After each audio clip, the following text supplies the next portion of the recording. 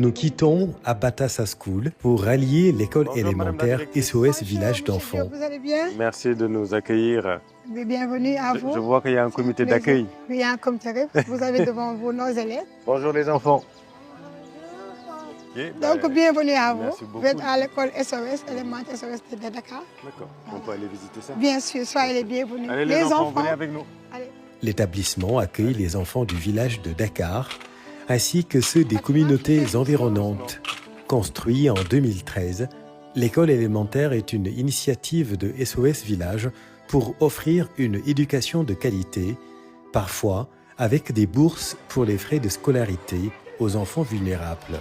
Plusieurs familles bénéficient d'une exonération partielle, voire totale, dans les cas des familles les plus vulnérables. Nous avons des enfants qu'on appelle les exonérés.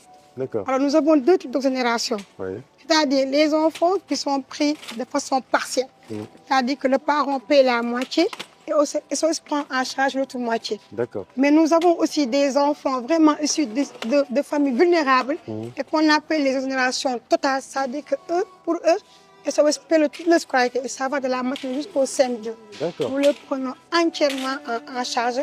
Et c'est à peu près combien d'enfants que vous prenez totalement en Actuellement, charge? nous sommes dans la quarantaine, mais là, je voudrais que ce soit 30% des enfants présents dans l'école. D'accord. De ce groupe cible. Ouais. C'est très difficile parce que le type d'enfants que nous avons ne permet pas vraiment de pouvoir gérer toutes nos dépenses. Ouais. Aujourd'hui, l'école rencontre beaucoup de difficultés, mais nous avons une équipe engagée quand même, qui comprend les enjeux et qui essaie de donner le meilleur d'eux-mêmes. Maintenant, aujourd'hui, le besoin serait vraiment que l'État nous accompagne en nous octroyant des enseignants du public. Dans l'école de Dakar, nous avons seulement des enseignants qui sont recrutés par ce village d'enfants. Alors, nos revenus aujourd'hui, vraiment, ne nous permettent pas de prendre en charge la masse salariale de tout ce personnel que nous avons. SOS Village joue pleinement son rôle dans la lutte contre les inégalités sociales. L'inclusivité, une dimension prise en compte à SOS Village. Plusieurs enfants à mobilité réduite suivent le programme scolaire normalement, à l'instar de leurs camarades valides. Aujourd'hui, il y a beaucoup d'écoles spécialisées, mais nous estimons aussi que ces enfants doivent pouvoir évoluer dans une école où les élèves, on peut dire entre guillemets, n'ont aucun besoin spécifique et pouvoir évoluer tranquillement et prendre attache avec les bonnes habitudes des autres. C'est par rapport à ça que vous pouvez voir que nous avons des enfants à mobilité réduite. Nous avons aussi des autistes, nous avons aussi des enfants qui ont des problèmes de langage. Mais tout ce beau monde, à un moment, vous n'arrivez plus à les identifier dans le groupe parce qu'ils sont arrivés à se mouvoir avec tous les autres élèves et à évoluer et vraiment à entrer dans le système et à réussir autant que tout le monde et à se sentir aussi, entre guillemets, normaux. À ce village d'enfants, au-delà de ce que nous offrons aussi, nous avons un enseignement de qualité. Les enfants sont dans un endroit sécur et que nous prenons en charge les besoins de tout un chacun qui entre ici. Et en termes de taux de réussite Bon, quand même en termes de résultats, quand même, nous arrivons à faire de très bons résultats parce que nous sommes dans les 99 à 100% aux examens. Et nous participons aussi à beaucoup de concours. Ouais. Et même l'année passée, il y a une dame de la TFM, Astumène Tchoub, qui avait fait une émission sur l'art. Et nous avons eu à décrocher le premier et le troisième prix. Formidable. Hormis cela aussi, nous participons. Nous avons aussi beaucoup de coupes à l'UAC, au Gusto. Nous arrivons vraiment à sortir du lot. Et chaque année aussi, nous avons nos élèves qui nous représentent au niveau de l'IF des Almadies avec les meilleures écoles de la circonscription des Almadies.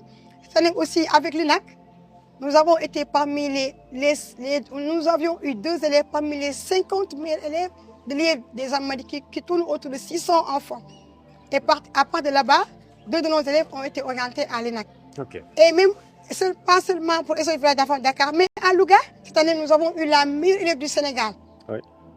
Donc, elle a été orientée à Moramba et aussi, elle a été aussi la lauréate de la dictée Paul Guérin-Lajoie. Cette qualité de l'éducation, de l'enseignement, on va aller la vérifier en salle de classe avec M. Mbaye. Vous pouvez me suivre. Allez, on y va. Repos. Attention. Repos. Attention.